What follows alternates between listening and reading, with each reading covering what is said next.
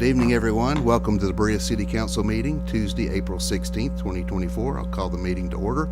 Madam Clerk, please let the record reflect that a quorum is present. This time I'll call on Katie Startzman to lead us in the invocation, followed by the Pledge of Allegiance led by Jim Davis. Katie? Please join me for a moment of silence.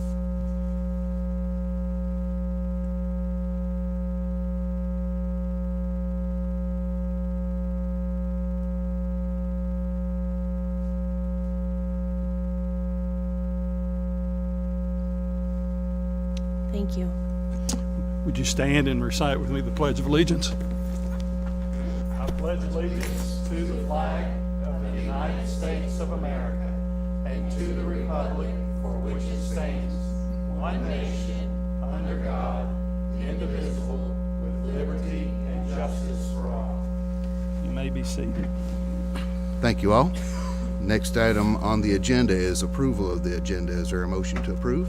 So moved. Steve Cottle, second. For anybody, Jim? Before we get into discussion, I would request a motion to amend the agenda to add 5A, legislative update, Senator Jared Carpenter and Representative Josh Bray. Is there a motion to amend? So moved. By Katie Startzman and a second by Teresa Centers. Any discussion on the motion?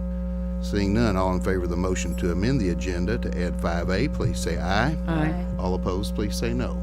Motion carries, and we'll add 5A. We're back to the original question on approval of the agenda.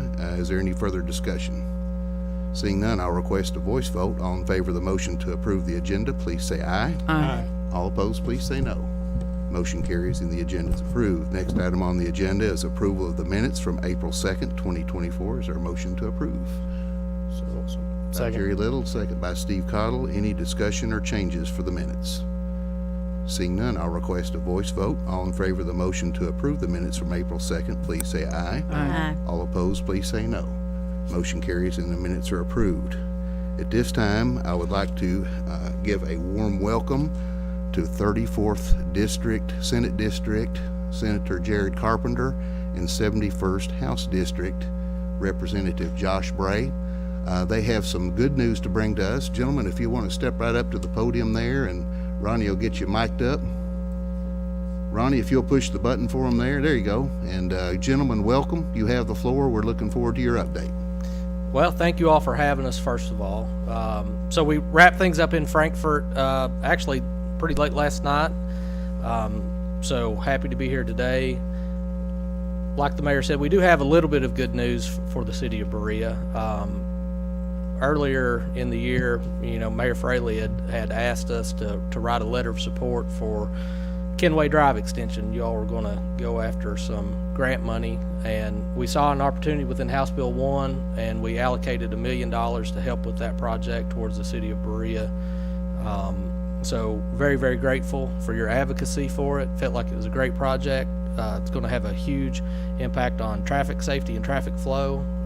So really happy about that. Also, Councilman Terrell and Miss Cora Jane and Teresa called wanting to see if we could do something about getting a planning study in the transportation budget to finish the bypass around to connect it to 25 and complete the circle. So at that point in time, it was over in the Senate, so reached out to Senator Carpenter, and he was able to not only get it the project within created, but he was able to get it within the 2025 year, so that starting in July, that money will be available for them for the transportation department to start a planning study on that. I know that's very important. It could be a little while out. I'm curious to see personally what they come back on that, because I feel like it's a good opportunity for growth, especially on that end of the city. So you got anything to add? You're doing a good job. Oh, mighty fine. But we do appreciate you all. If you've called or reached out, I know Councilman Starsman reached out over the while we were in session about an issue, pretty bad bill that had been filed that dealt with some unfair burden on cities, particularly with the jail. And we were able to kind of put a pause on that, so do appreciate you all reaching out during session. That is very effective. It lets us know where you all are on issues, and if there's something that we can help with, we always try. We can't get everything everybody wants all the time, but when we see an opportunity to do good things, sometimes we're able to help. So.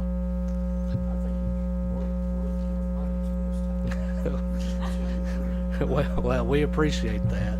Ju- ju- It's really sucked because last time it took 20 years or 30 years to get the first half of the bypass done.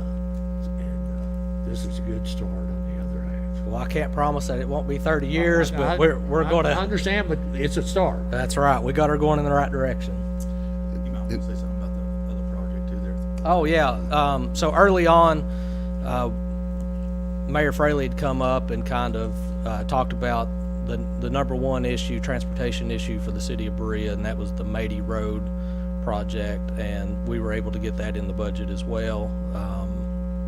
We brought him up, I think, twice, and we actually sat down with the transportation budget sub-chair and went over that project and made sure that it got taken care of, and then Jared made sure it got to stay in there, so really do appreciate that as well.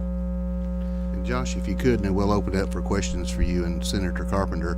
If you would, this was in House Bill 1. Can you talk a little bit about the history of that? Because this is something that was groundbreaking, that was involved the reserves, basically, Oh. right? Would you maybe just fill the Yeah. council in on that just briefly? Yeah, so, every 2 years, we're constitutionally mandated to pass a budget, which was House Bill 6 this time. And we did something kind of revolutionary in that, within House Bill 6, we only dealt with recurring expenses because, as city officials, you all know, you've got things you have to pay for every year, every time you do a budget. But we had also, because we had exercised good fiscal restraint, we had an accumulation within the Budget Reserve Trust Fund, which was about $3.8 billion.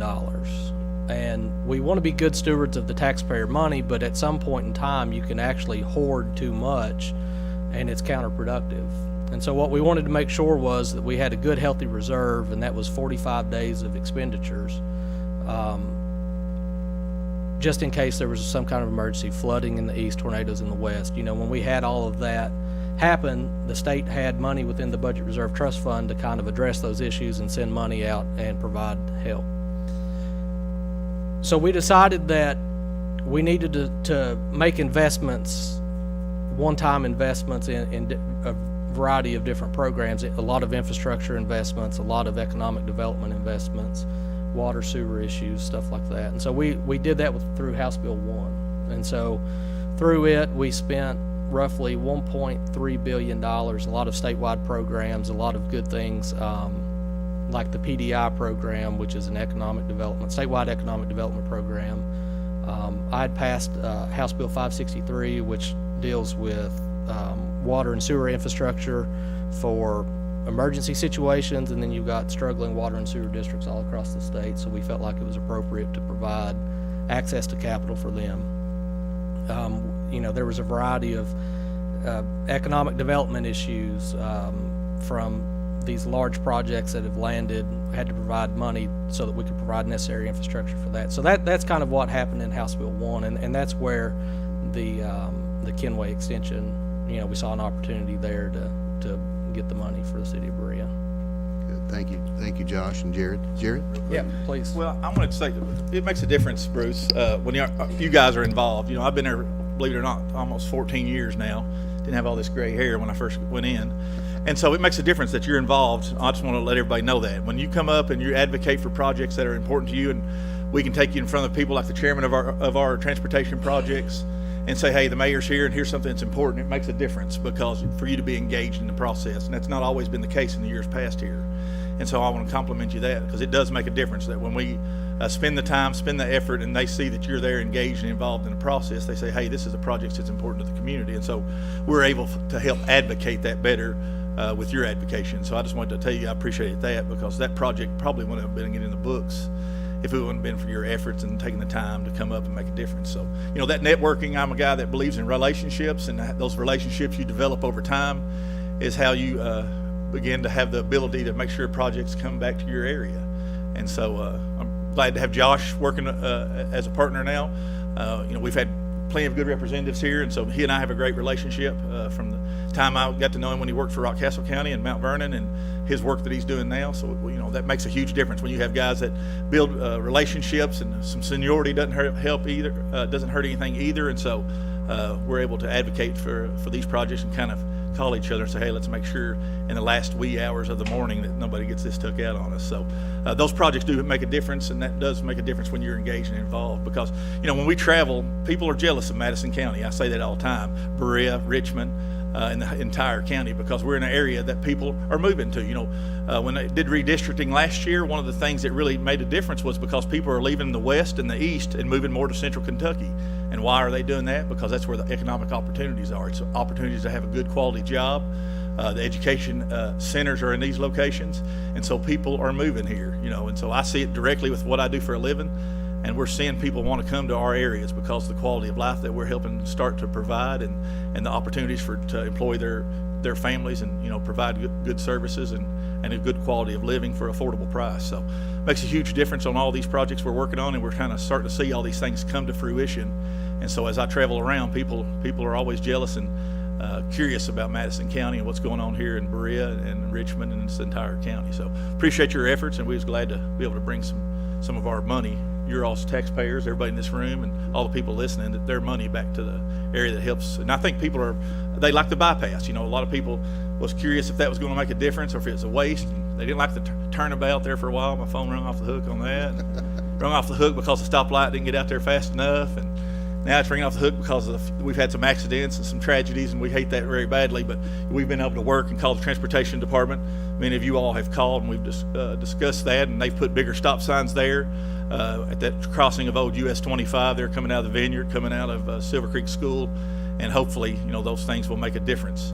When the lighting gets put in, and it takes time to get all these things done, unfortunately, you just don't snap a finger and it happens. But I think all those things are going to make a difference, and we're seeing that that's going to have an impact for this region and for the city of Berea, just what that bypass provides, and simplicity of people getting around and getting people out of this square up here that's pretty dangerous across the campus. So we'll be glad to answer any questions or if there's anything else, Bruce, but we just wanted to make sure we Thank you, talk about those Jared. And projects. before I open it up for questions and comments for our legislators, you mentioned that, Jared, but too, I'll throw that compliment right back to you and Josh, because you make it easy to be engaged. When I call you, you answer the phone, usually don't even have to leave a message.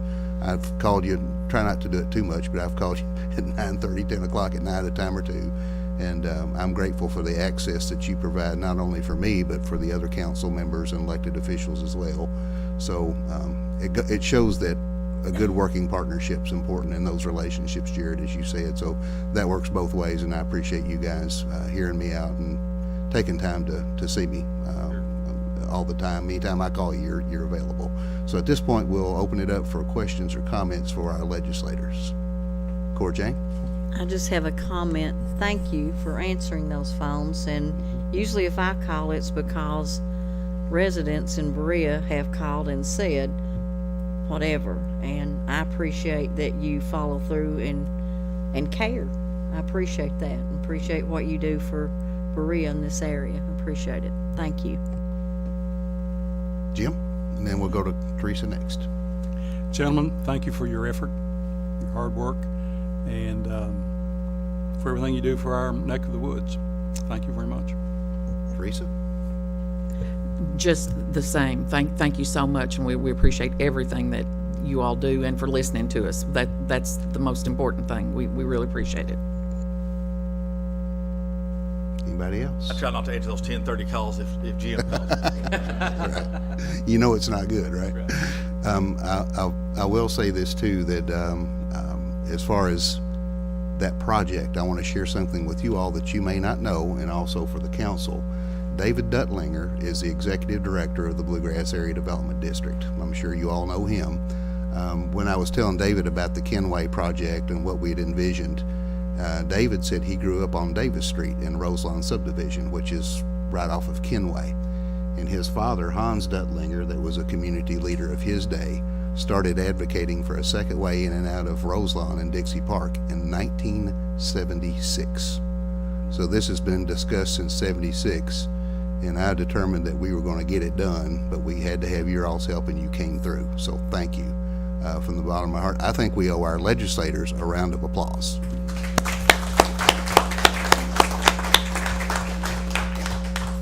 And I miss Steve.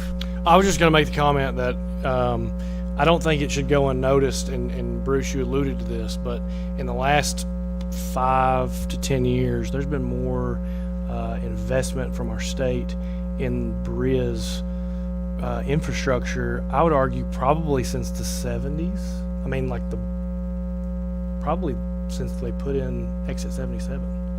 And for years, we dealt with projects that we talked about, and we love to talk about, and we love to talk about doing this and doing that, and it just never really happened. And for whatever reason, I have no idea. I wasn't around for that. But with the leadership of you all, and realizing that these are problems that need to be addressed, and the mayor and my fellow council members who have really done a good job of advocating, whereas and Jared, I think you pointed out that didn't always happen in the past. And so thank you for anybody who's been involved in any of these, because we're talking about a bypass that took somewhere in the neighborhood of 45 years, and we're talking about a Kenway that it's been talked about since as long as I've been alive. I mean, since it's you're going back to the 70s. So you're talking about infrastructure problems that have been known, and they're finally being solved. So thank you for your work and making sure that Berea is seen as an opportunity of this county. So thank you all. Ronnie, go ahead. I want to, y'all have done such a good job. Can you do something with the 1016 bridge? Because it is before a kid gets killed over there, because it's too small for the students walking. So, and really, I appreciate y'all being able to get a hold of you and talk to you. I mean, and tell you what problems we have. So, I will vote for you. Gentlemen, thank you. I know you guys have been burning the midnight oil last night, so thanks for taking time out of your schedules and away from your families too. I recognize that you're sacrificing time to come and brief us, and thanks for the quality representation that we get from both of you. So Steve, thanks again. We'll have Steve, you I will come say back. something. It's probably the first time in a long time that your senators had a 403 Berea address too, by the way. Is it the first time ever? I don't know, you tell me.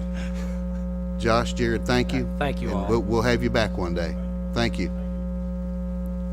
All right, that was a good surprise, and I want you guys to know how big of a deal that was, $1 million to the Kenway extension. So share that, and wanted to be sure that we respected Josh and Jared to let them do the announcement here tonight.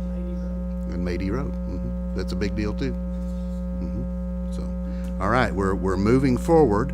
The next item on our agenda is Law Day proclamation. I'm very happy to welcome back a Berea person, Attorney Brooke Bowman Mitchell, that will accept this proclamation. And I'll go ahead and read this. This is Robin has to keep me straight here to make sure you get the right one. This is a joint proclamation from the City of Berea, City of Richmond, and Madison County. Whereas in 1958, President Eisenhower proclaimed Law Day to honor the role of law in the creation of the United States of America, and in 1961, Congress issued a joint resolution declaring May 1st Law Day. And whereas the theme for Law Day 2024 is Voices of Democracy, and whereas despite more than 2 centuries of progress, our democracy remains imperfect, and whereas still today many Americans say they do not intend to vote or believe that their votes do not matter, or are afraid to speak their minds for fear of being ostracized or even harmed, and whereas members of the legal profession should lead the way in promoting democracy by taking individual responsibility not only to speak up and vote, but also to find the courage to listen, to respect, and to agree on paths forward toward more perfect union. And whereas, in accordance with Law Day 2024, we encourage all Americans to participate in the 2024 elections by deepening their understanding of the electoral process, discussing issues in honest and civil ways, turning out to vote, and finally, helping to move the country forward after free and fair elections. Now therefore, we, Madison County Judge Executive Reagan Taylor, Richmond Mayor Robert Blythe, and Berea Mayor Bruce Fraley, do hereby jointly proclaim May 1st, 2024 as Law Day, and urge everyone to observe this day by renewing their commitment to democracy, by becoming informed, participating in elections, and holding our elected officials accountable. And again, Brooke, thank you. I want to come down and present this for you. We'll do a little photo op. Council, if you'll squeeze in for the photo, I would appreciate it.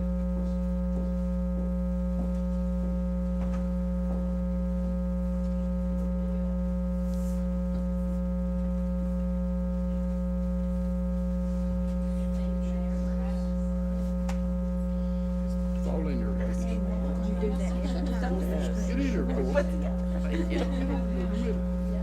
in here, Come on, you all. Let's do it. Can't see me now.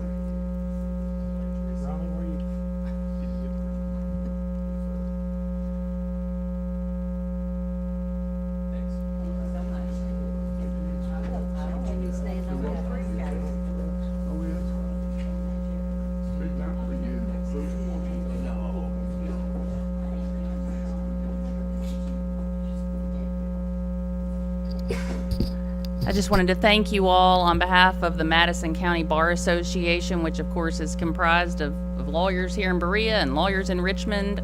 Every year, the American Bar Association sort of tells us what our theme will be, but May 1st is the day that we sort of, honor the rule of law and our respect for our Constitution and the institutions and processes that allow us to try to do our best to ensure that people are treated fairly under the law and that we uphold the law and try to get the best and most fair outcome we can. And this year, of course, the theme is Voices of Democracy, of course, with elections pending. And I think it's a good reminder that just as Mr. Gilbert and I may have cases against one another and disagree, that we can be civil with one another and respect one another and respect the processes that we're in. I think the aim of this year's theme is for all of us to remember as citizens and as voters to try to have civil discourse and try to move our communities forward and our nation forward in a civil way to achieve progress for everyone. So I appreciate you having us here today and very much appreciate the opportunity. Thank you. Thank you, Brooke. Appreciate all that you do. All right. We also have another proclamation tonight, and I'm happy to welcome our 911 Director, Wendy Lynch. I guess that's the right title. At least I hope I'm close, along with some of her team here tonight. And I'll acknowledge the presence of Richmond Police Chief Rodney Richardson, who's back with us in support of our telecommunicators. And this is National Public Safety Telecommunicators Week proclamation. And again, this is another joint proclamation. And I'll read that, and then I'll ask Wendy to do the same thing and you guys to do the drill again, okay?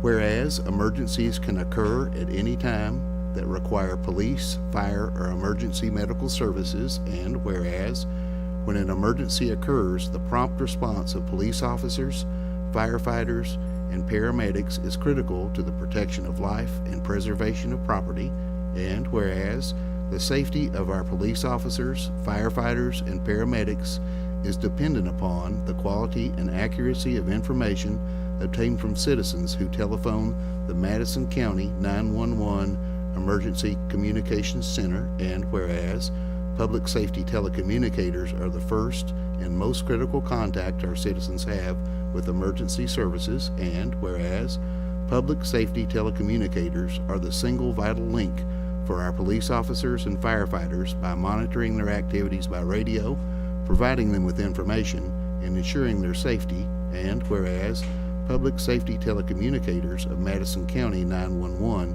have contributed substantially to the apprehension of criminals, suppression of fires, and treatment of patients, and now, therefore, we, Madison County Judge Executive Reagan Taylor, Richmond Mayor Robert Blythe, and Berea Mayor Bruce Fraley do hereby jointly proclaim the week of April 14th through April the 20th, 2024 is National Public Safety Telecommunicators Week in Berea, Richmond, and Madison County, and encourage all citizens to honor the men and women whose diligence and professionalism keep our community safe.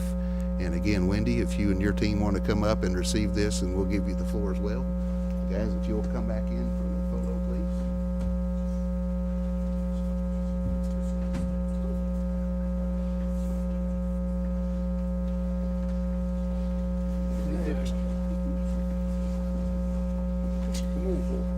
Still there, still there. You would go down. I appreciate it, but you would go down.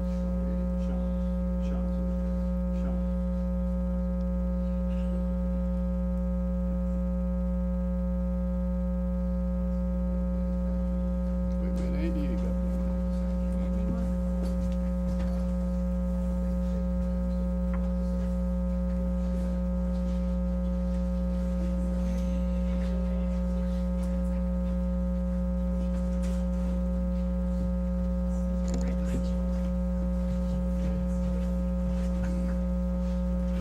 Thank you all for recognizing us again this year.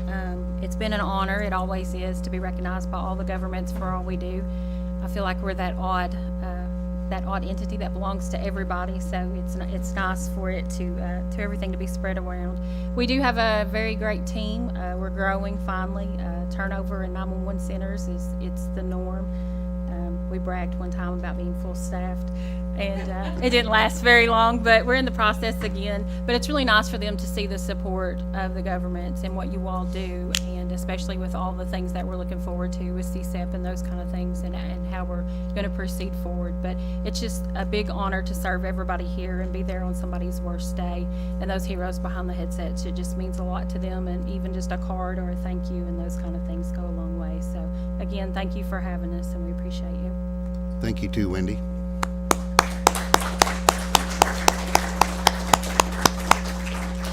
And Wendy too, thanks for your leadership, because we do have an outstanding 911 team, and you and your team do a fantastic job.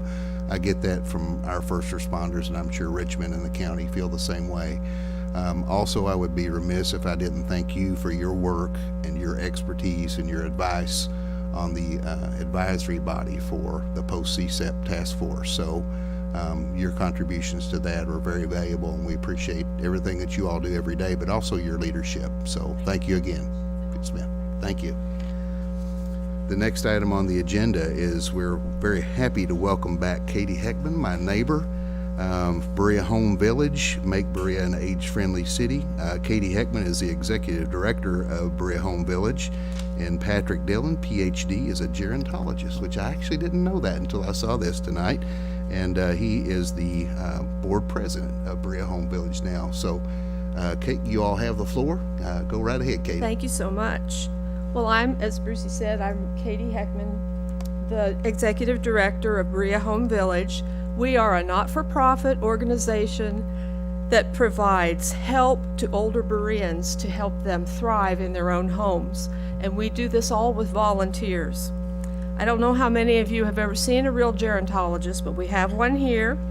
Pat Dillon has been a really breakthrough guy for us, and he's going to tell you tonight about an initiative, a project that we are undertaking with the rest of the community that I think is going to make you very happy and make Berea a better place for everyone. Thank you, Katie. And thank you, City Council. Berea Home Village is really very thankful for the support of the Berea community in general, and for City Council members specifically, so thank you. So what I want to do is introduce to you Friends of Aging in Berea, or what we call FAB. So Friends of Aging in Berea is a coalition of Berea, Kentucky community partners who support a broad system of policies and practices focused on the concerns of older adults and fostering age inclusion and older adult well-being.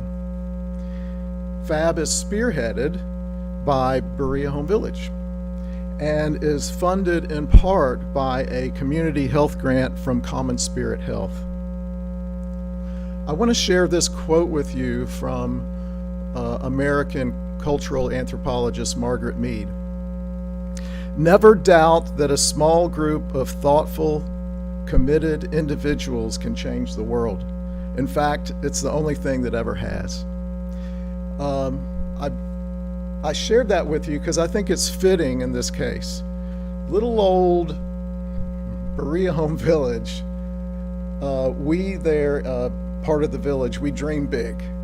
And FAB is our big dream. Our mission, as Katie said, is to enable older adults to thrive at home while they age in place. And our vision is of a community that supports well-being in all stages of life. And in keeping with what we stand for, we understand that meeting the individual needs and concerns of our members is never enough in and of itself. Rather, we think it's imperative that we also address the broader systemic factors that adversely affect the well-being of our members and of all older persons in Berea. So why bother? Why FAB? And I want to offer 3 reasons. One is our population in Berea is getting older. One of the greatest gifts of our modern age is the reasonable expectation of long life for many. More people are living longer now than in any other time in history. And similar to the US population, the population of Berea is getting older and is projected to continue getting older for decades to come. In Madison County, the 65-year and older age group is projected to grow at a much faster rate than any other age group, and faster than the general population. The Kentucky State Data Center had projected that compared to 2010, the population of older adults in Madison County will be 2 times as large in 2030 and 2.7 times as large in 2050. We need age-friendly policies and practices so that we can adapt to the challenges and leverage the advantages of our aging population. So that's one reason. Another reason is ageism.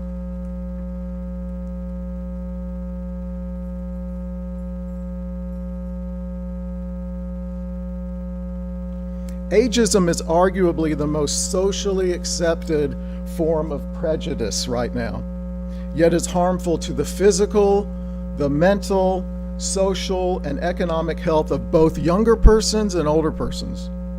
To challenge ageism in all its forms requires the kind of systemic change that is proposed by FAB. And then finally, the opportunities for creating a comprehensive system of age friendliness in Berea has never been greater. The city, the college, health department, hospital, health clinics, and workplaces in Berea each have opportunity to enhance age-friendly practices and seek and earn the credentials for age-friendly designations within their own settings. And FAB supports these initiatives.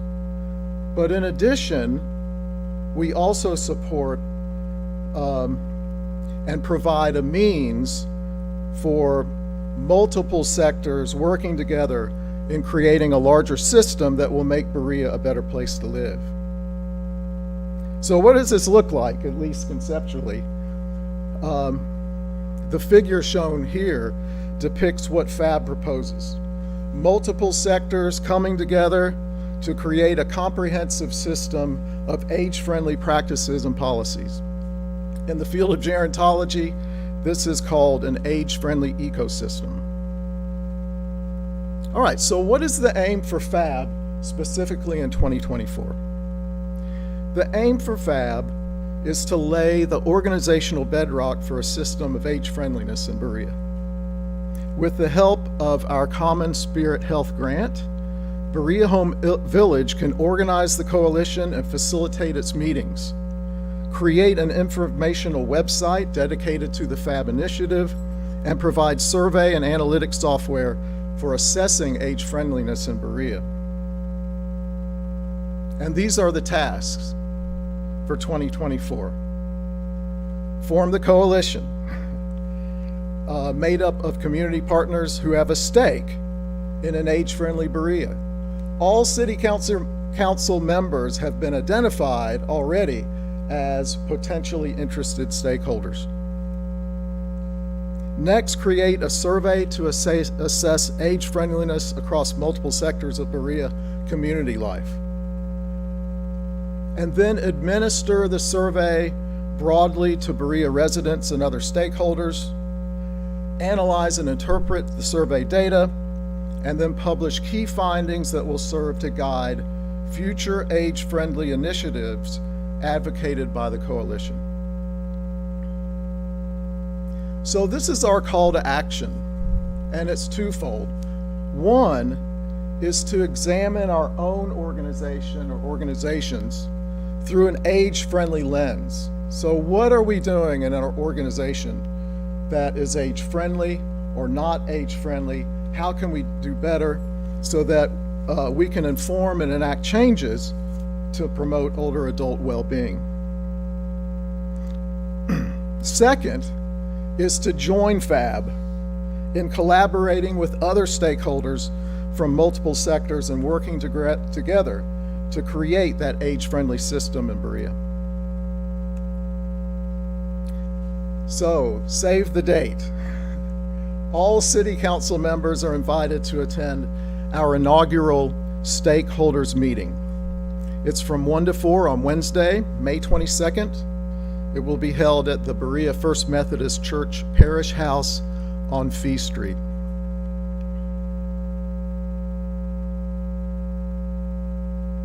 And thank you. We do have a website now. It's kind of under construction, but it may help explain some things. Just go to faberea.org. That is FABEREA.org. Thank you. Good. Pat and Katie, thank you so much for bringing us up to date on Berea Home Village and this initiative, and also thanks for the work that you do to make Berea a better place. All right. Thank you all. Thank you very much. All right. Next item on the agenda is board and commission appointments. This evening, I am requesting council approval of my appointment of Althea Webb to the Berea Housing Authority, and we'll do these one at a time. Is there a motion to approve the appointment of Althea Webb to the Berea Housing Authority? Jim Davis, is there a second? Second. Second by Ronnie Terrell? Yes. Thank you. Is there any discussion on the appointment of Althea Webb to the Berea Housing Authority? Seeing none, I'll request a voice vote. All in favor of the motion to appoint her, please say aye. Aye. All opposed, please say no. Motion carries, and we'll make that appointment tomorrow morning.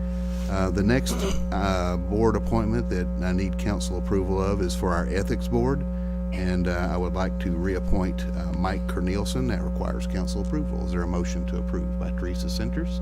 Second by Jerry Little. Is there any discussion on reappointing Mike to the Ethics Board? Seeing none, I'll request a voice vote. All in favor of the motion, please say aye. Aye. All opposed, please say no. Motion carries, and we'll take care of that one as well tomorrow. And last but not least is I'm requesting council approval of my appointment of Diane Kirby to a one-year term as the alternate on the Ethics Board. Is there a motion to approve by Ronnie Terrell, second by Jerry Little? Is there any discussion on that one? Seeing none, I'll request a voice vote. All in favor of the motion, please say aye. Aye. All opposed, please say no. So all those appointments are approved. Thank you all very much for your approval. And also I'll acknowledge the work by Dr. Webb, by Mike, and Diane Kirby for the work that they do on behalf of all of us. I appreciate their volunteering, and those are volunteer positions. The next item on the agenda is ordinance number 10-2024, prohibition of alcohol sales on city-owned property, and this is the second reading. Mr. Gilbert. I'll summarize ordinance number 10-2024 by title. An ordinance of the City of Berea, Kentucky, amending section 56.006B7 to the Code of Ordinances, providing for a prohibition of alcohol sales on city-owned property. Okay, this is a second reading. Is there a motion on the ordinance? Move to approve. Move to approve by Teresa Centers, second by Jerry Little. Is there any discussion on the motion? Teresa? Tommy, could you put up that KRS ordinance for me, or statute for me, please?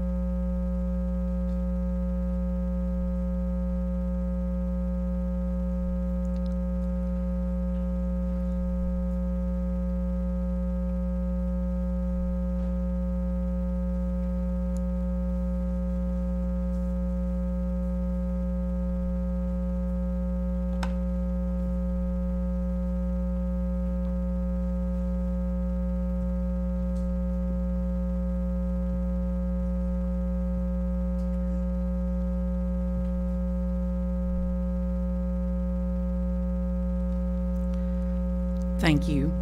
I'm just going to read from the Kentucky Revised Statutes. It's section 222.202, offenses of alcohol intoxication or drinking alcoholic beverages in a public place. Numeral 2 says, a person is guilty of drinking alcoholic beverages in a public place when he drinks an alcoholic beverage in a public place, and it goes on to include passenger coaches and vehicles and other things.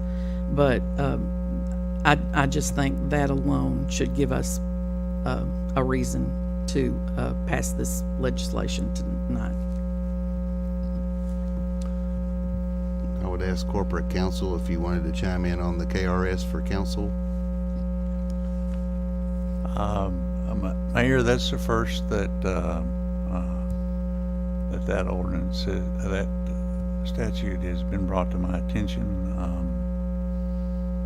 I'm unable to give an opinion on it tonight. I'd have to do some research in order to Okay, thank you. adequately address it. Thank you, Teresa. With that objection, we'll recognize Police Chief Jason Hayes. Jay? Thank you.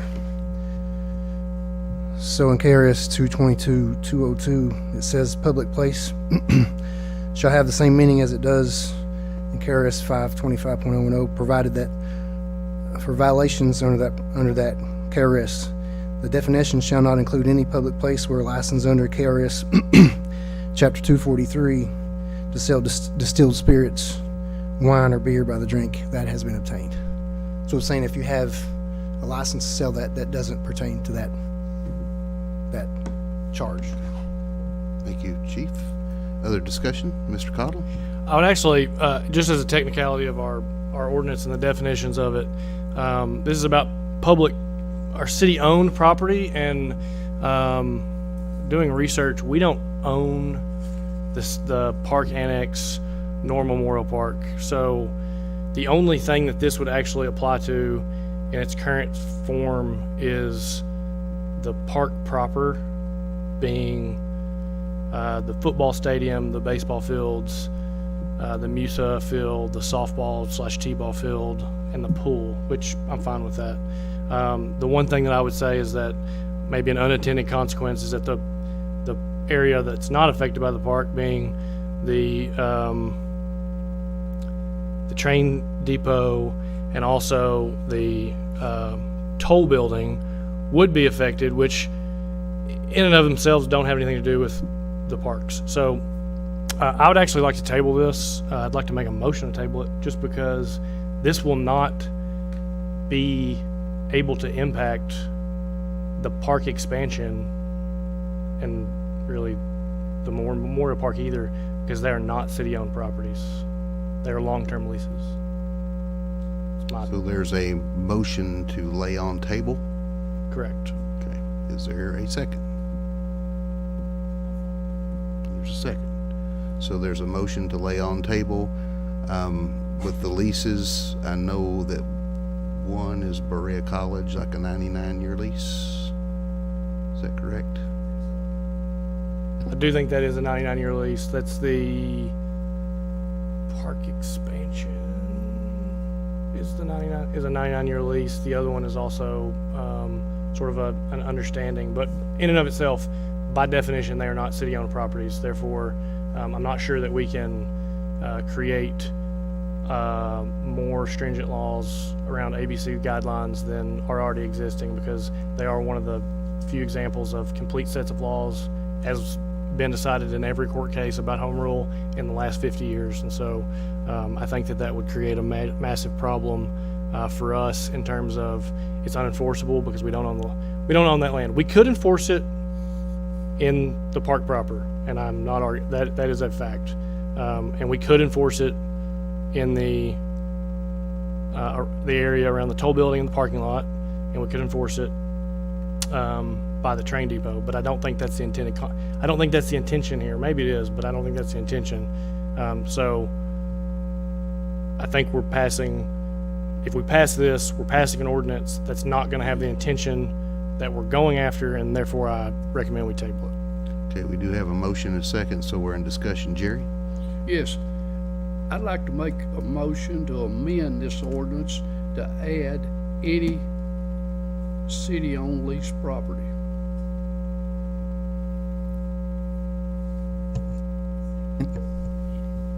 Okay, I need to consult with corporate counsel here because we have a motion to lay on table, and I think that we would have to vote that up or down first, corporate counsel, before we go to a motion to amend. That's correct, Mayor. Okay, so we do have a motion to lay on table. We have a second, and we're still in the discussion period on the motion to lay on table. Steve? I would make the discussion point of, making an amendment to add the word leased property. I don't think that we can enforce that. I think that, again, if you look at all the case law about home rule in the state of Kentucky, there's two areas that you don't get to vote on, and it's ABC laws and firearm laws. They've been shown to be complete sets of complete sets of statutes and laws for the last 50 years. And so I think that we're just setting ourselves up to have a lot of problems, because I don't think that we can say city owned because we own it and we're just not allowed on the city property. But I think that someone could therefore go to, this came to my mind because in our work session, a comment was made, there are other public properties that people could have events that are owned by Berea College. And I thought to myself, yeah, and we're talking about two of them. So theoretically, someone could go to the city, to Berea College and get permission to do it. They own the property. We don't. I think our lease will hold up. There is a motion to lay on table. We're in the discussion. I'd like to portion. know that.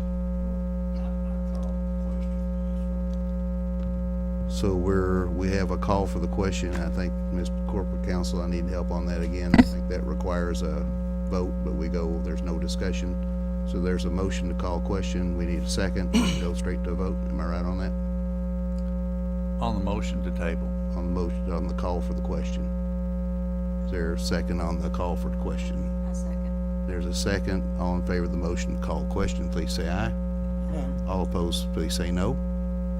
That carries, so the question is to go immediately to a vote. All in favor, please say aye. We did that. Okay, I'm sorry. No, this We're is, voting this to is, lay on this is, Ronnie has called the previous question, which is the motion to lay on table. So that's passed. Now we're at the lay on table. This is voting on. This is voted on. Do you want to lay this on the table or not? All in favor, please say aye. Aye. Aye. Here 3. All opposed, please say no. No. I want to do a roll call vote on that and begin with Jerry. No. Steve? Aye. Cora? No. Ronnie? Katie? Aye. Teresa? No. Jim? Aye. So that would be a 4-3 vote. The motion fails. And we're back to the original question of adopting ordinance number 10-2024. Is there any further discussion? My comment still stands. Jerry? I won't put that amendment in if we adopt Oh, you want to do an amendment? Okay. I want to So amend you're going to motion to amend, any okay? leased property. Go right ahead, Jerry. So that's my motion there. So your motion is to, there's a motion to amend, instead of saying no alcohol sales shall be permitted on city-owned property, you're wanting to say city-owned or leased property? Yes. Is there a second? Second. Second by Cora Jane Wilson. Is there discussion on the motion to amend? Steve? I just would, and this is the part that is difficult in this setting, because I would like to know corporate counsel's opinion on that, and I'm sure that Jerry is not able to give that on a moment's notice, and in terms of whether or not we have the legal authority to create restrictions on ABC laws on land that we don't own. And so I guess that's that's what I'd like to know from our corporate counsel. And again, I'm putting him on the spot, and I know that, and I know that you're probably not going to answer it. So that's why I want to put this lay on the table, because we're making bad policy as a city. I just think we're making. I've said what I said. Without objection, I'll recognize corporate counsel if you have an opinion on that as far as the motion to amend to include lease. I would I not know. don't have a definitive answer to that, Mike. Okay. Jerry? I'm no attorney, but I would think if you've got a 99-year lease on something, you're in total control of it. Other discussion on the motion to amend? Jerry? If you've got say a 99-year lease on a piece of property, you're in total control of that piece of property. It would depend upon the terms of the lease. I have not reviewed that. So there's a motion to amend, and there's a second, and we're in the discussion period on the motion to amend. Is there further discussion? Further discussion on the motion to amend? In that case, I am going to ask for a roll call vote, and we'll begin this time with Katie Startzman. No. Teresa? Yes. Jim? No. Jerry? Yes. Steve? No. Cora Jane? Yes. And Ronnie? Yes. I'm counting 1, 2, 3, 4 votes in favor, 3 opposed, so the motion to amend carries. Now we're back to the original motion of approving ordinance number 10-2024 as amended. Is there any discussion on that? Any discussion? Steve? And I'll come back to Katie. I like this even less, because we don't even know the answers. We're in a situation where we're voting something into law that we don't know definitive answers on. We're talking about things that are opinion and emotion, and we don't know the answer to this. That is bad policy. That's bad policy creation. Listen, if I get beat on things, it's not the first time and it won't be the last time. Fine. But just make it good policy. And we're voting, we don't know the answer to questions that are outstanding. I would be okay with this as a motion to, and I'm sure that no one will agree to this, to make this about the Berea Park proper. And what I mean by that is the football stadium, the parking lot, the path that goes around that, the swimming pool, the property in front of Berea Community, the volleyball courts, the baseball fields, the volleyball court, the music fields. I would be fine with that and would vote yes on it, and remove the parking lot and the toll building because they have nothing to do with the parks. Remove the train depot and the parking lot because it has nothing to do with the parks, and remove the two properties that we don't know the answer to. What about Memorial Park? That's in there of the don't know the answer to's, and I didn't think about it when we did it the last time. We know we did it last time, nobody said nothing. I didn't think about it. The only reason that I started thinking about this was because of a comment that was made in the last work section. Let me make a motion then, okay? Well, we do have a motion on the floor. Are you gonna make it a amendment, Jerry, or do you wanna go ahead, and I'll try to rule it in order if I can. To Steve's point that we don't know whether it's legal or not, okay? I'd like to make a motion to lay this on the table till we find out whether it's legal for us to what we voted on. And I've got no, I mean. So there's a new motion to lay on table. Is there a second? Second. There's a second. Is there any discussion on the motion to lay on table? That's an acceptable motion. But everybody, I'm against the alcohol being on city property, okay? I'm gonna vote no. But if we're doing something illegal up here, if we're making an illegal vote, we need to know. I mean, I think we do. That'd be my opinion. I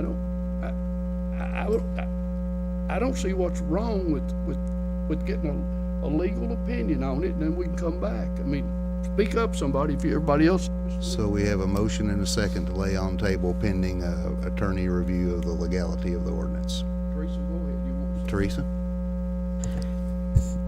I was going to withdraw my original motion, if that solves everything for a couple of weeks.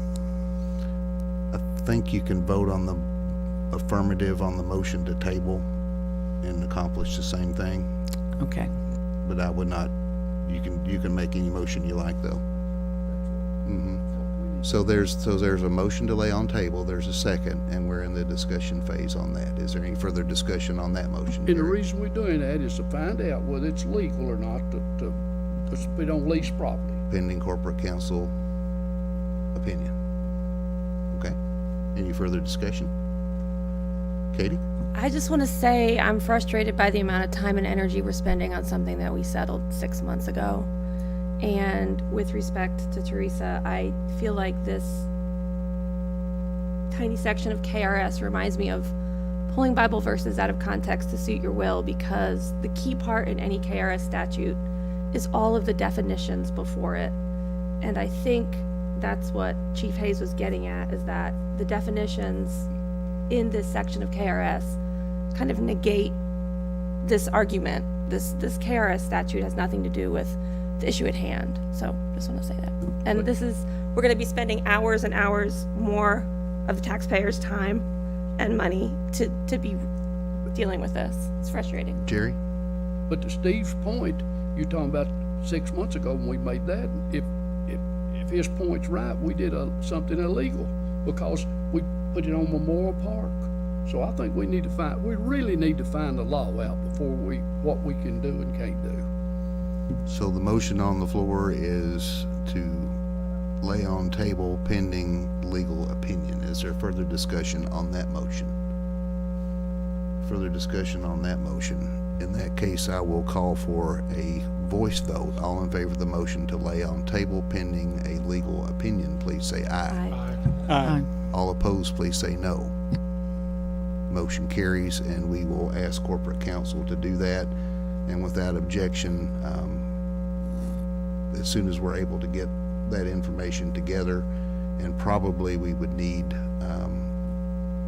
Chief Hayes or our ABC administrator or someone from ABC to go through some of the legalities. I think it would be a worthwhile exercise to discuss this in a work session prior to bringing it back to the floor, if without objection. Okay, we'll move forward. At this point, we're moving to item number 11, which is ordinance number 11-2024. This is the 2024 supplement to the Code of Ordinances, and this is a second reading. Mr. Gilbert. As As this ordinance merely codifies the past ordinances adopted in 2023, I'll summarize the ordinance by title. An ordinance of the City of Berea, Kentucky, adopting a supplement to the Code of Ordinances of the City of Berea, Kentucky.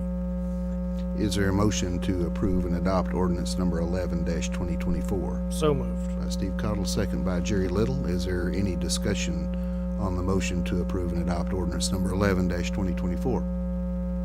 Are you ready for the question? All right, we'll go with the roll call vote on this one and begin with Jerry Little. Steve Cottle. Aye. Or Jane Wilson. Aye. Ronnie Terrell. Katie Starsman. Aye. Teresa Centers. Aye. And Jim Davis. Aye. Motion carries and ordinance number 11-2024 is approved and adopted. Next item on the agenda is department head reports, and I'm happy to welcome back our fire chief and chair of the post-CSEP task force, who did a fantastic job, Sean Sandlin. Sean, you have the floor. Welcome back. Thank you, Mayor, City Council, Ms. Beverly. If you will, I'll change sides tonight. I'm trying to distance myself from Councilman Terrell. All right.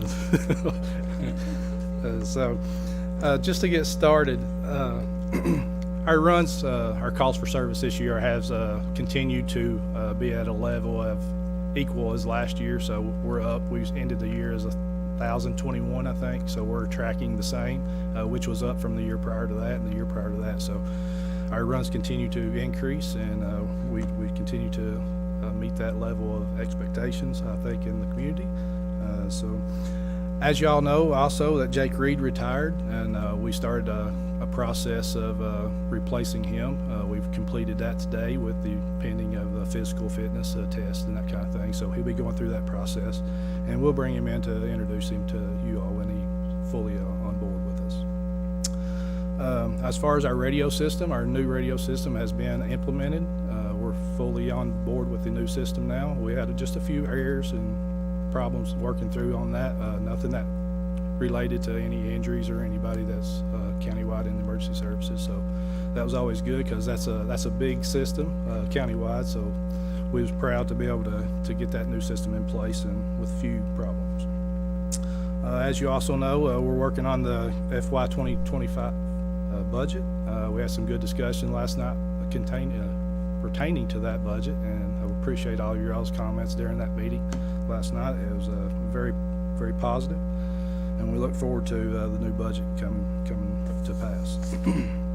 As you know, the post-CSEP Transitional Task Force, we continue to meet weekly on that, and it's going well. I think Richmond passed their resolution, and now we're waiting on the county to start their process on that. So we're very much supportive of all of that and each government, and believing in what we've presented to them. So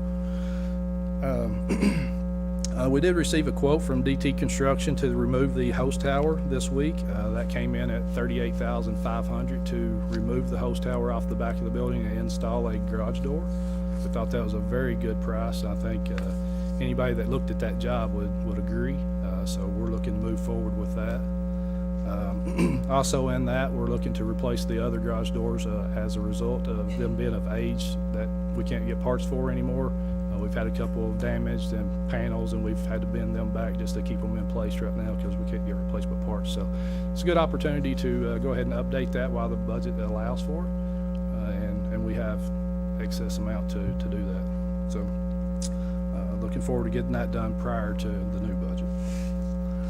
Charlie Russell, our assistant chief, has applied for a SAFERS grant. That is a grant for personnel, and it's a cost of sharing with the federal funds. I think it's a 80-60 type of grant, like over 3 years. They'll pay 80% the first salaries the first year, and then reducing it down to a manageable level.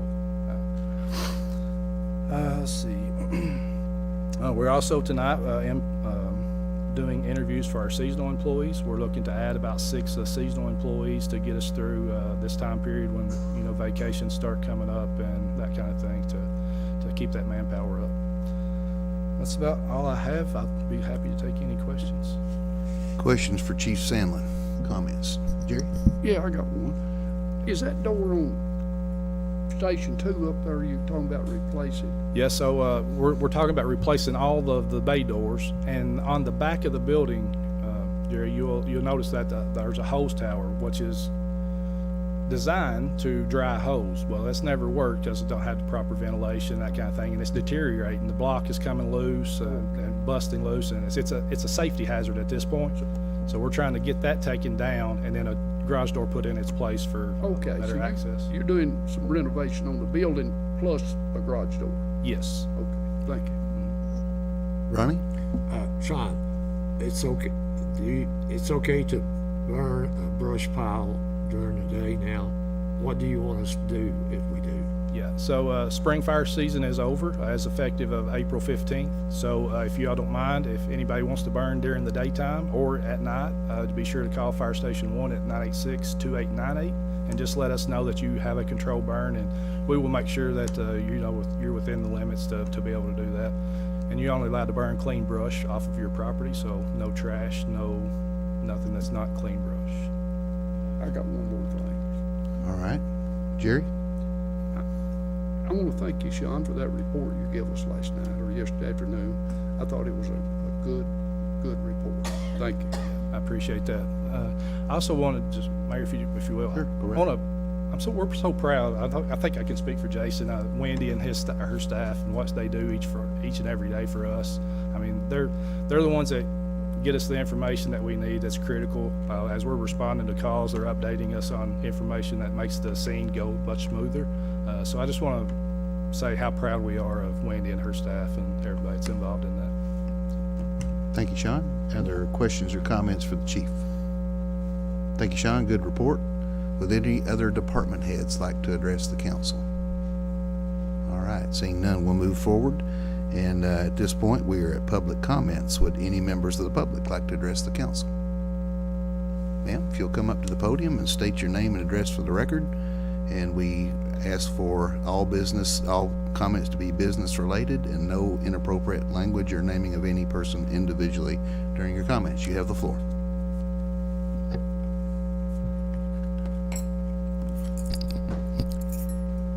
Jackie Bowling, City of Berea. I live in the city of Berea. I think that there's a misconception here as to what is trying to be accomplished with the alcohol restrictions. The KRS states public property. It doesn't necessarily say city property, but it says public property. I'd like to read a short thing about drinking in public and public intoxication. In addition to the Kentucky open container laws that address the possession of alcohol in vehicles, Kentucky's public intoxication laws make it illegal to drink alcohol in a public place or to appear in public while intoxicated by alcohol. Because a public place is defined as an area where the public or a substantial number of people have access to, should include also highways, parking lots, making it illegal to be a passenger or to drink in a vehicle. Under this law, it is against the law to appear in public place under the influence of alcohol to which a degree that you may endanger yourself or other people or property, or unreasonably annoy people in the vicinity. And I'd like to say a quote by an old law professor. The law is the law, not what you think it is, not what you want it to be, or even what it is ought to be. The law is the law. I think if you don't pass this ordinance, you will find that you will have more problems than if you don't pass it. Thank you for your comments. Would any other members of the public like to address the council? Sir, if you'll come on up, same rules apply. We ask you to stay within the 3-minute mark, and please state your name and residence address for the record. Thank you.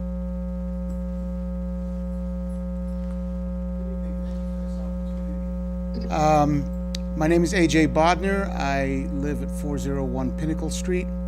I'm a transplant. I've been here about 10 years, fell in love with Berea in record time. Like any citizen, I suppose I have 15 ideas on how to improve the city, but there's one in particular that I think might be really easy to fix, and it's one that scares me, and that's why I'm here tonight. If it's my imagination, you have to tell me, but I notice an awful lot of people driving in twilight and beyond without their headlights on. Now, I spoke to some of my students about this just casually, and they informed me to my shock that there are teenagers who play chicken like this. And that may be, but I can't believe they're all teenagers. And I'll give you just one quick example, but I've seen this a lot. In one in particular, when I was driving past the hospital, there was a black pickup in front of me with no lights on, and he was right in front of me, and he disappeared. I couldn't see him. So if I had been careless or looked away, or maybe he needed to look at something else, I may have just rammed right into him. And this happens all the time. When I come out of Pinnacle Street, that's a busy area at certain parts of the day, and a lot of times I come home from the college, no lights. I've even seen the pizza delivery guy with no lights on. So I'm just wondering, if you can set up a speed trap, can't you set up a light trap? And I'm not indicating in any way that the police aren't doing their job, and I really appreciate the job that you guys are doing. But I wonder if this is a belt that needs to be tightened, could we tighten it? This is a simple one. This requires no discussion or passing of an ordinance or anything. Just do a little bit more of that. So thank you. Thank you. Any other members of the public like to address the council? All right, seeing none, we'll move forward to the city administrator's report. I'm sorry. Yes, ma'am. If you'll come right on up, and same rules apply, please state your name and residence address for the record. My name is Haley Howard. I live at 128 Johnson Road in Berea. I just want to say some quick things about the prohibition ordinance. I am really happy to hear that this is being tabled so that more information about the legalities of it can actually, be learned about by this council. Again, as someone who has worked in the alcohol industry for many, many years now, there are event licensing that allows you to obtain a license to sell alcohol either for the park that it will be on or for the vendor themselves, with the vendor is liable. I actually took some time out of my personal time last week to call at many different tourism places around the state and talk about how they serve alcohol at city events such as Whitesburg, Kentucky, Danville, Shelbyville, everywhere. And I was able to gain a lot of information to see how it actually positively affects everything. If that's some information you all would love to hear, I would love to give you the names and numbers of the people I spoke to, because it was really helpful. But that's all I had to say. Thank you. Thank you for your comments. Would any other members of the public like to address the council? Shane, if you'll come on up, same rules applies. Please state your name and residence address for the record. Shane Morris, live here in town. This is fascinating stuff. I'm being serious. Chief, if you could give me the KRS that you cited, please.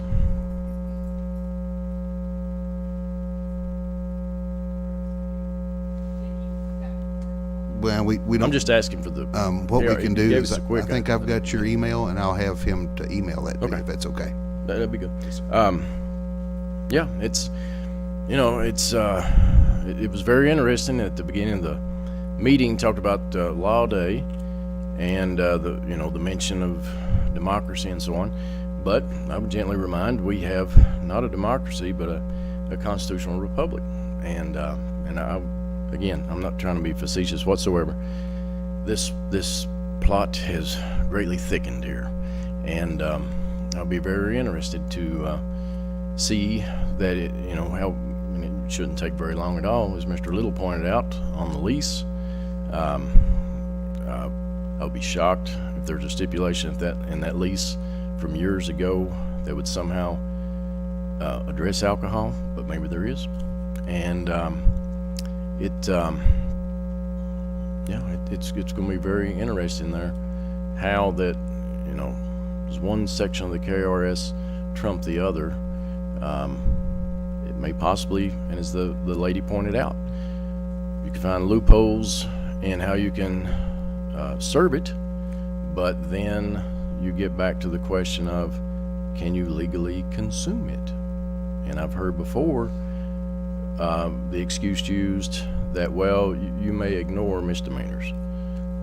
You take the oath to enforce the laws of the U.S. Constitution and the KRS and your city ordinances. There's not a caveat in there about ignoring misdemeanors. And if you cannot legally consume that alcohol in public, and then you say, well, we're just going to ignore that, then we shouldn't all be shocked, back to law day, when nobody wants to stop at the four-way stop sign. So, but it's very interesting, and look forward to seeing what the resolution of it is. But oftentimes people throw their hands up, they say there's nothing we can do in local government. There's lots that can be done, and it's all right there in the Constitution, the KRS, and the ordinances. Thank you. Thank you, sir. Would any other members of the public like to address the council? Mr. Davis, if you'll step up, same rules apply, and please state your name and residence address for the record. Steve Davis, 91 Hughes Avenue. I just want to thank the council tonight for handling a difficult situation where there were differences of opinions among you, and you came to consensus to look further into a matter that does have some legal issues involved. I just appreciate the fact that you guys work together. It's good to see that in our community. Thank you. Thank you, Steve. Any other members of the public like to address the council? Okay, I was too quick last time, so I'm waiting a minute.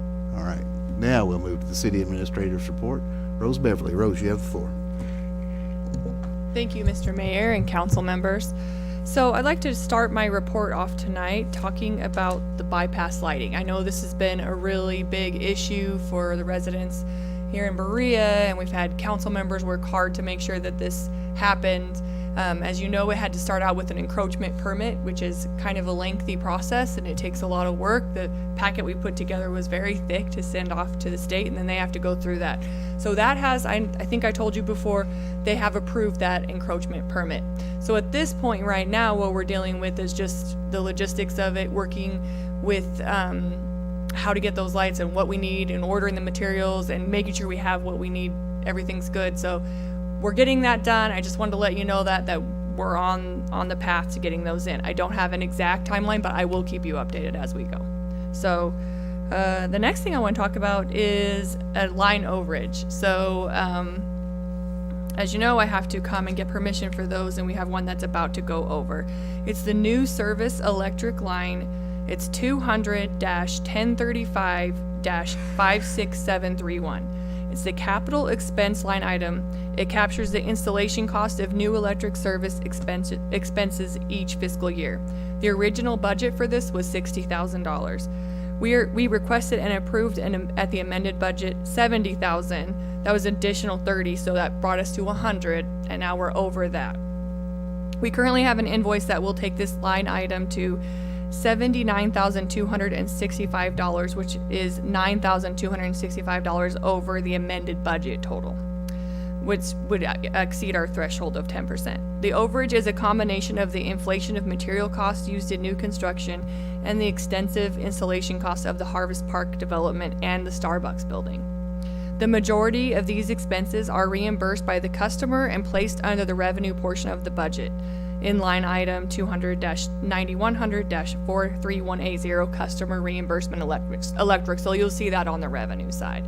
So I need a motion to approve to go over on that line item $9,265. So moved. Is there a motion? There's a motion by Mr. Cottle. Is there a second by Cora Jane? Discussion. Jerry. Rose, why don't we take it up? Because we've still got 2 or 3 more months left in the year, so let's take it up, because it's really not an expense. We get reversed back. I want everybody to understand that. It's Yes. not that the customer pays. And if you just take it up to where we're at now, we'll be back before the We probably will, but we're not making a budget amendment. I'm just asking permission to go over in the line, because that is not going to take that fund over. So we can't raise it more than that We could do a budget amendment if you would like to do that. We could do it. Theoretically, it doesn't matter. We're approving the fact that they can go Yeah. over the budget based on the budget ordinance, and they, as long as they don't go over the fund total, then Yep. they're basically fine until we do another budget amendment, which we won't do for the rest of this year. Yeah. So there is a motion and a second to approve the overage and utility fund item 200-1035-56731. Is there any further discussion on the motion to approve the overage? Seeing none, I'll request a voice vote. All in favor of the motion to approve the overage, please say aye. Aye. And all opposed, please say no. Motion carries. Thank you very much. So the last thing I want to talk to you about, and I'm not sure how much you all are aware, but I think if you've listened to the tourism reports or the tourism meetings, you probably would know about this. But we would like to give an update on the tourism department's collaboration with the Kentucky Educational Development Corporation. As you know, teachers from all over the state have been coming here and basically taking LearnShop classes. So I'm just going to read the report that I was given. I can't answer questions extensively on this, but I just kind of want to give this to you informationally because I think it's a very neat collaboration and it's brought a lot of people from all over the state, special people who do special work, into our community, and I feel like it's a way that the state's given back.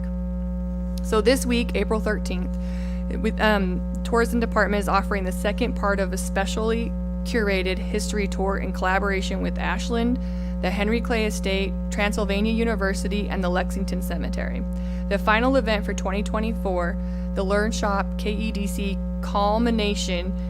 As the school year concludes, Berea Tourism LearnShops and KEDC will host a full day of relaxation and outdoor adventure in Berea as a thank you to the Kentucky educators and administrators.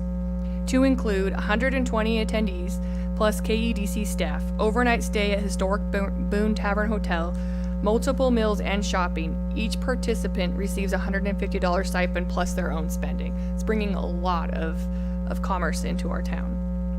The grant collaboration began September 2023 and will continue through May 18th. Berea Tourism LearnShops, KEDC, discovered our calendar of class offerings online and contacted Liz to curate a school year-long schedule for their educators, and they would all take place in Berea. They were hosted educators, administrators from 62 counties in Kentucky each month for multiple classes promoting Appalachia history, art, traditional craft native to our region, basket making, loom weaving, blacksmithing, storytelling, broom making, gourd art, ceramics, empowerment drumming, Appalachian mountain music. They made a cantor. A good list goes on. I mean, they did so many things.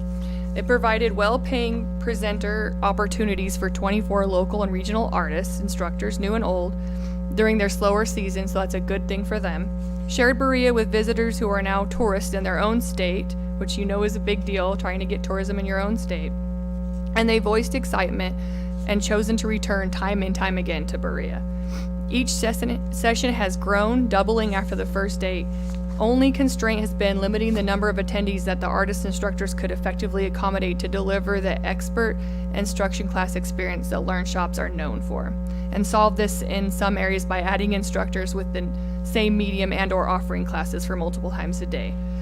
There was a lot of relationships cultivated and encouraged and demonstrated the shared benefit of regional tourism as they traveled to visit Ashland, the Henry Clay Estate, and hosting their chief curator team at Churchill's and Honeysuckle Dining and Bourbon House in January, and again inviting Kentucky residents into our gem of a community, or gem of a city. So I just wanted to highlight that. I think it's pretty special that we've been working on that with all the other LearnShop stuff that we are doing. And that is all that I have to report on tonight. I'll take any questions. Thank you, Rose. Questions or comments for the city administrator? Seeing none, we'll move forward. Thank you, Rose. Very much.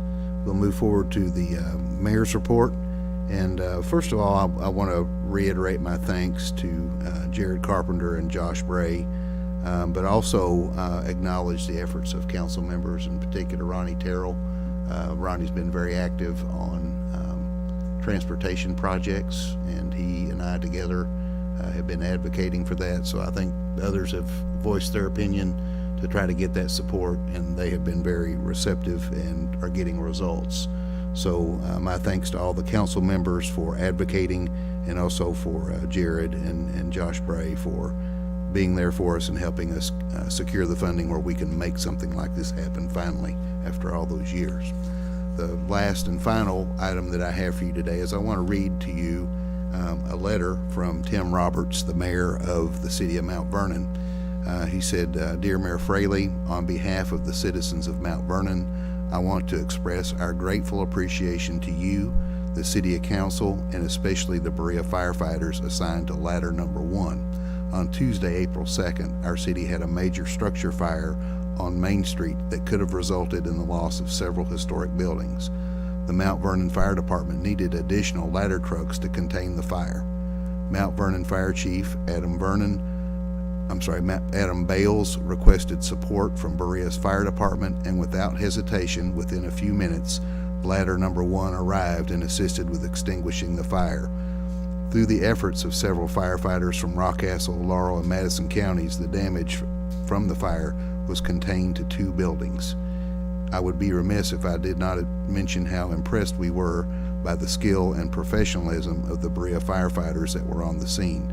City of Mount Vernon is forever grateful to our northern neighbors who came to assist us in our time of need." I think it's important to show the gratitude that people have when we go to help out with mutual aid, but also to show the professionalism of a world-class fire department that we have in Berea, Kentucky, and I could describe it no less than world-class. Sean, compliments to you and your men. That's all I have. We'll next move to council comments and begin with Jerry Little. Steve Cottle? No comment. Cora Jane Wilson. Thank everybody for being here, and I'm going to a ball game, so no comment. Ronnie Terrell. I want to emphasize again that Jared Carpenter and Josh, if you see them on the street, thank them for what they've done for Berea this year. They've really done a well of a job. Thanks. Thank you, Ronnie. Katie Startzman. No comment. Teresa Centers.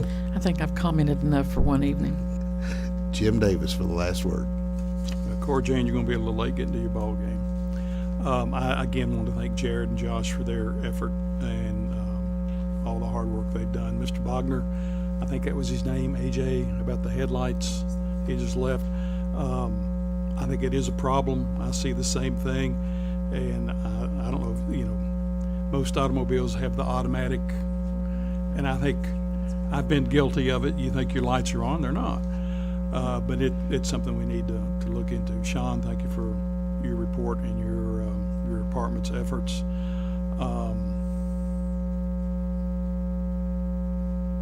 Wendy Lynch, thank you for your department. And it's just one of those calls you hope you never have to make, but it's comforting to know that they're there in case you do need them. The alcohol ordinance, whatever we do right or wrong, I don't think it makes any difference how much time we spend on it or how much money we spend on it, as long as we do the right thing, and I think that's important. And that's my comments. Thank you. Thank you, Jim. That brings us to the end of our agenda. Is there a motion to adjourn? So moved. By Steve Cottle, second by Jerry Little. All in favor of the motion to adjourn, please say aye. Aye. All opposed, please say no. The meeting is adjourned.